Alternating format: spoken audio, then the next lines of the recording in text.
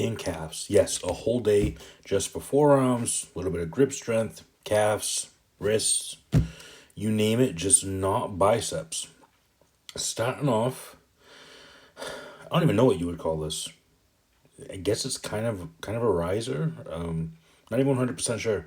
I saw what was it? Tom Nelson doing these a while back on Game of Arms, and I like doing them. I normally do the tens, but the tens aren't quite enough. 25s are a little much, so I'm not able to get too many reps, but still give it a shot. Adding a little bit of pressure to, I guess it's not really a riser. I'm not even sure what it is, but it works for my wrist, for the top part of my wrist, trying to hold it in place when someone's trying to either top roll me, basically pin me any way they can.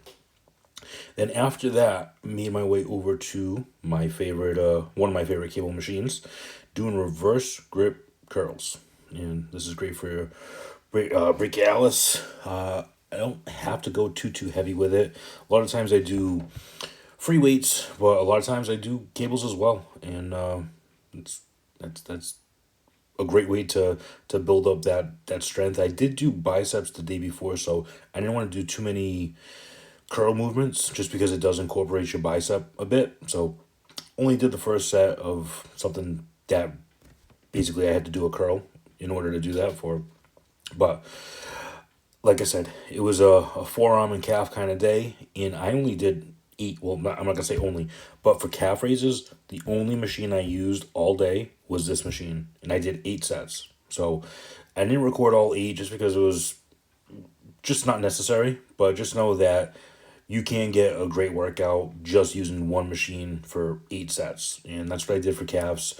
I wouldn't recommend it too much for back or chest or arms, but for calves, considering how often I do calves, it's fine. It's good enough for me to do all eight in that one. So after I did those, let's call it rise. Let's just call it that, just so you know what I'm talking about. After I did that, made my way over to the cable and did some pronation. I think last time I showed you I did pronation on the machine, and it's great for what it is, but the cables are usually better for this type of movement just because you have free range. That's why free weights are are better than a lot of machines, just because you're able to move the way your body wants you to be able to move, as long as you're doing it correctly. As long as you're doing the movement the right way, that's the best way to get your exercise in, just because that's the way your body is made, and everybody's body is made a little bit differently. So when you're curling, some arms aren't the same. So same thing when you're doing pronation. I think it's more beneficial on the cable, and I just like being able to have that, my belt, my old school belt, just wrapped around my hand, curling in. Went a bit heavy. I'm not exactly sure the weight. It doesn't really matter what I do for weight. It matters what we all do for getting a pump, for getting a good workout, whether it be working out as like a power lifter where you're doing 1 rep max, or if you're working out as a bodybuilder where you're trying to do between that 8 and 12 rep range. Depending on which body part I do, depends on the rep range. Yeah, sorry, it's a little late here tonight. Just wanted to get this video in. But you see, doing calf raises again, and I've said before in other videos, it's important to have your toes angled a certain direction, just because that's going to work different parts of your calf. So whether it be the in, middle, outside.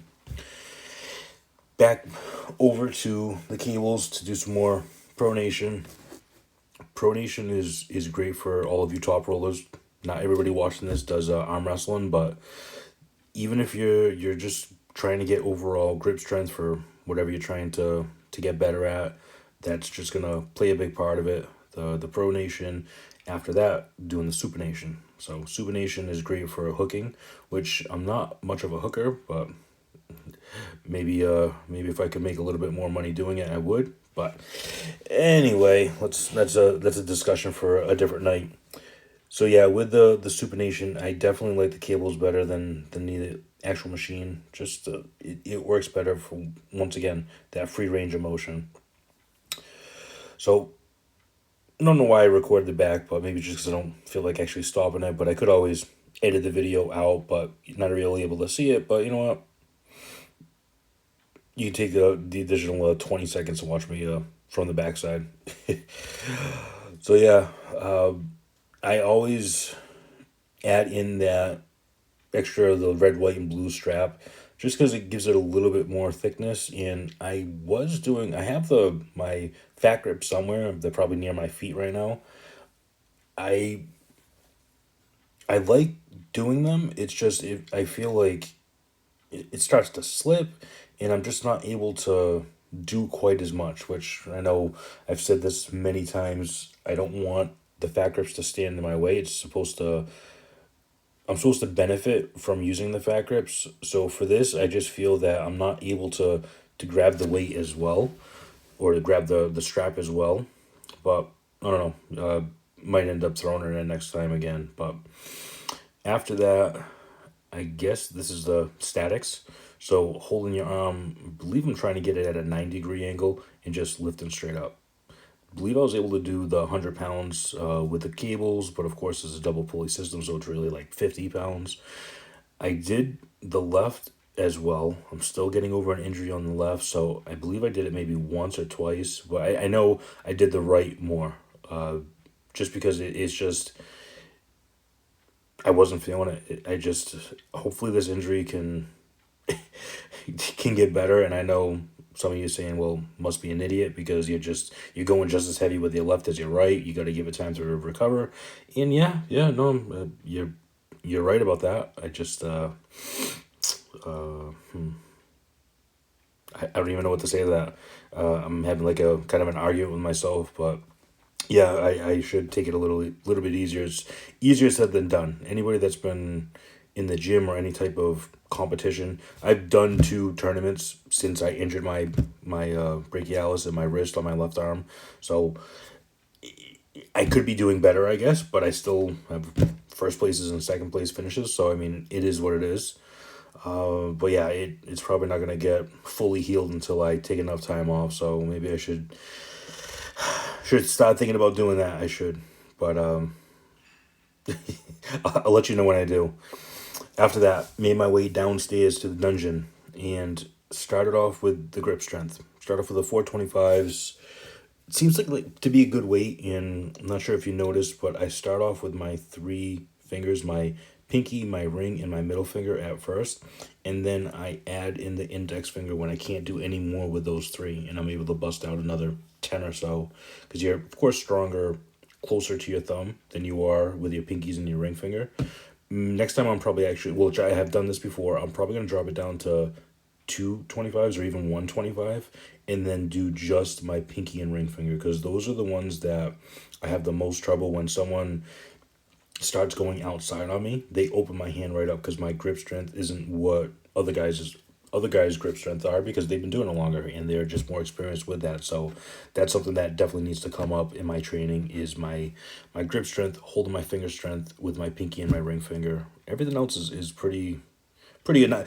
Not this for being in the sport for 10 months. I'm pretty decent. I know I'm definitely maybe above average for someone that's been doing it for such a short period. But there are so many other guys out there half my size, literally 150 pounds that can take me down just because they have better technique and they know how to arm wrestle. I'm still learning, so it's gonna come, but it's just frustrating when you see a guy that's literally half your size and is able to take you down. But it'll come. So after the grip strength, I am supersetting it with extensions, and I do really like the extensions on this machine down here. And this machine isn't great for everything, but for the extensions, it definitely is.